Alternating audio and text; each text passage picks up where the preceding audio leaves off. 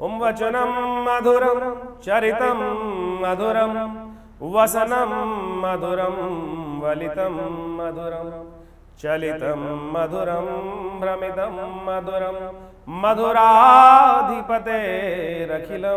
मधुरम्। ओम नमः शिवाय। नमस्कार, आचार्य विक्रमादित्य हूँ मैं और आचार्य वाणी चैनल में आपका स्वागत है। ये हमारा चैनल आचार्य वाणी लगातार आपके साथ बना रहता है और बहुत सारे विषयों पर आपके समक्ष बहुत सारी वार्तालाप उपस्थित करता रहता है।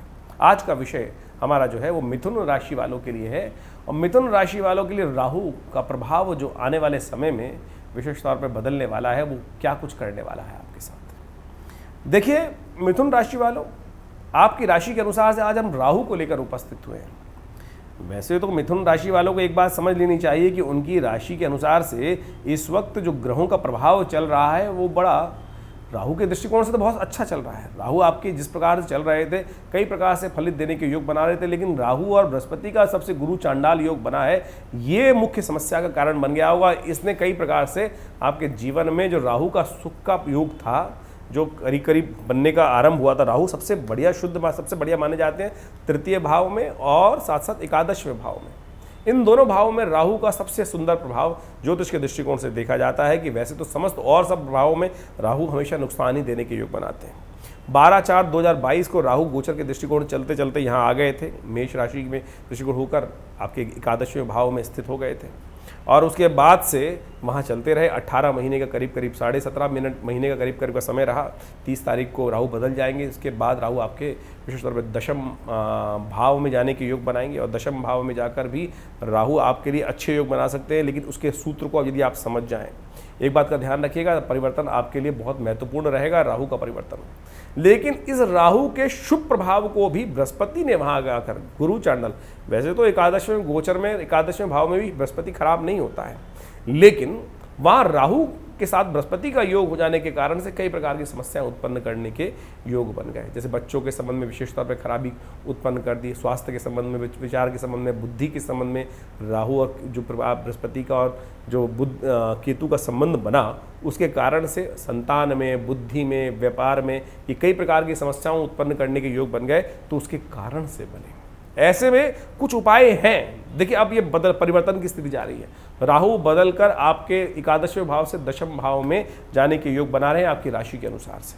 जब वो मेष से निकल कर मीन राशि में जाएंगे और तब विशेष तौर पर आपको बड़े सावधानी के साथ चलने की जरूरत है।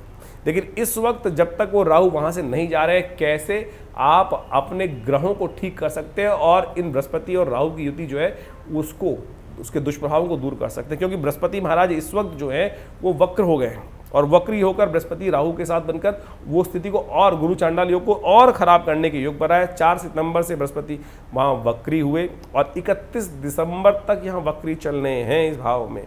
ऐसे में कुछ खास उपाय राहु के बदलने से पहले आपको कर लेने चाहिए, जिससे राहु का जो दुष्प्रभाव बृहस्पति के साथ मिलकर हो रहा है उसको आप शांत कर सकें। सबसे पहला उपाय जो है वो आप नोट कर लें, ब्राह्मण सेवा, विद्वानों की सेवा। जितना विद्वानों की सेवा, जितनी विशेष तौर पर बृहस्पतिवार के दिन गौशाला में जाकर जो खासतौर पर पीली चने की दाल आप भिगो लीजिए और वो जाकर गौशाला में विशेष तौर पर कर दीजिए दान।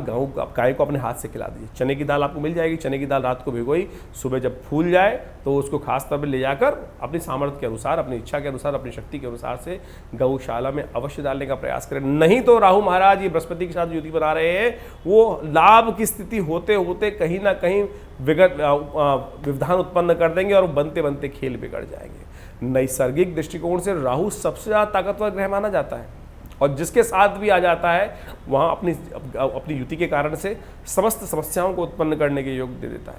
वैसे ज्योतिष के दृष्टिकोण से हमने आपको पुनः बताया कि एकादशवें भाव का राहु सबसे श्रेष्ठ माना जाता है। पाराशर के अनुसार से कहा जाता है कि जैसे हवाएं जो बड़े से बड़े कूड़े के अंबार को भी, बड़ी से बड़ी ढूंढ के ढेर को भी, समस्याओं के ढेर को भी उड़ा के जैसे ले जाती हैं, वैसे ही समस्याओं को समाप्त करने के योग बना देता है। तो ये तो चिंता नहीं थी, लेकिन बृहस्पति महाराज जब से यहाँ युति करके बैठ गए तब से समस्या का कारण बना हुआ है। ऐसे में अब परिवर्तन का समय आ गया है। अब परिवर्तन का समस्या जो योग बन रहा है, बृहस्पति भी शुभ प्रभाव देने के योग बनाएंगे इसके बाद, इन दोनों की युति हटने के बाद। और इसके बाद राहु का प्रभाव जो दशम भाव में रहेगा, उसके लिए आपको खास चीज़ें समझनी पड़ेंगी। जब वो आएगी स्थिति तो हम आपको बता देंगे। केवल छोटी सोच, नैरो माइंडेड थॉट जो है वो आपको नुकसान दे सकते हैं। इसके बाद राहु के परिवर्तन से तो अपने विचारों को ब्रॉड करने का आपको प्रयास करना पड़ेगा। छोटी बात, छोटा दिमाग, छोटा पैसा, ये नुकसान देने के योग बनाएगा जब राहु परिवर्तन की तरफ चले जाएंगे। लेकिन उसके बाद बृहस्पति बहुत सुंदर हो जाएंगे। लेकिन जब तक यहाँ पर हैं, 30 अक्टूबर तक यहाँ पर हैं, तब एक उपाय आपको हम जो बताया उसको समझ लीजिए। एक तो ब्राह्मण सेवा, यथाउचित भाषा, बाई चांस श्राद्ध भी चल रहे हैं इन दिनों, तो कोशिश ये कीजिए नित्य प्रति कुछ ना कुछ पीला भोजन, लड्डू हो गए हैं, केला हो गया, ये सब ब्राह्मणों के प्रति आप समर्पित मंदिर में छोड़ाइए। पंडित जी की पूजा करके पंडित जी का नित्य प्रति आशीर्वाद ले लीजिए, जाके उनका चरण एक बार। यदि ये उपाय कर लेंगे तो बृहस्पति का जो दुष्प्रभाव वक्री होने के कारण से राहु के साथ युति बनी हुई है, धर्म से जो अधर्म को अपने मन से दूर करें और धर्म की संगत लेने का प्रयास करें। ये श्रद्धा भाव समर्पण जितना करेंगे देखिएगा उतना परिवर्तन का बहुत सुंदर योग बन जाएगा। बृहस्पतिवार के दिन जितने भी बृहस्पति पढ़ेंगे, 4 बृहस्पति पढ़ेंगे, तो बृहस्पतिवार के दिन थोड़ा सा पीला जल लेकर, जल में थोड़ा सा हल्दी डाल लीजिए और उसको केले को समर्पित कर दीजिए, केले का पूजन कर लीजिए, बृहस्पतिवार का व्रत कर लीजिए।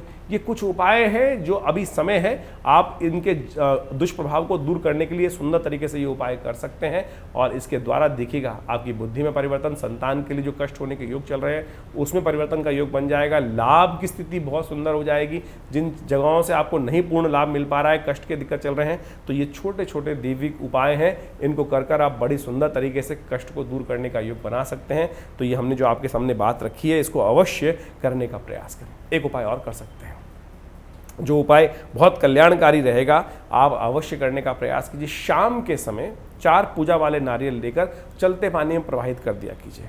यह बहुत सुंदर तरीके से आपको लाभ देने के योग बनाएगा। नहीं तो आम झगड़े, कष्ट देने के योग लगातार बनते रहेंगे, वही देने के योग बनाएंगे। तो अवश्य ये उपाय धीरे धीरे कर आप अपने समस्याओं को दूर करने के योग बनाएं। हम इसी प्रयास से आपके समक्ष रहते हैं कि बहुत सारे जो जीवन में ग्रहों के योगा योग बनते हैं, उनके द्वारा कैसे जीवन में कष्ट बन रहे हैं, उनको कैसे निवारण करने का योग आपको बनाना चाहिए। तो इसीलिए हमने ये वीडियो आपके समक्ष उपस्थित किया मिथुन राशि वालों के लिए। तो आप इन सब चीज़ों को करें, कल्याण का योग प्रशस्त होगा और बहुत सुंदर तरीके से कष्ट दूर होने के योग बन जाएंगे।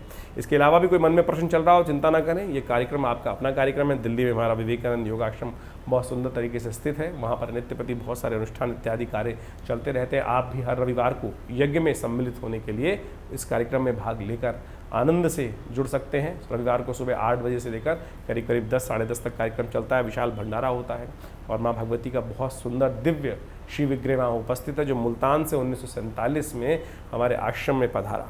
और आज वो बहुत सुंदर तरीके से 500 साल पुरानी भगवती की चमत्कारिक शिव विग्रह वहाँ उपस्थित है, जो आनंद देती है। उनके दर्शन कर लेने मात्र से कष्ट दूर होने के योग बनते हैं। तो आइए विवेकानंद योगाश्रम में, और फ़ोन नंबर्स आपके सामने अवेलेबल है। यदि कोई जानकारी चाहते हैं तो उन पर समस्त प्रकार से व्हाट्सएप इत्यादि कर आप समस्त प्रश्नों के निदान जान सकते हैं। धन्यवाद, नमस्कार।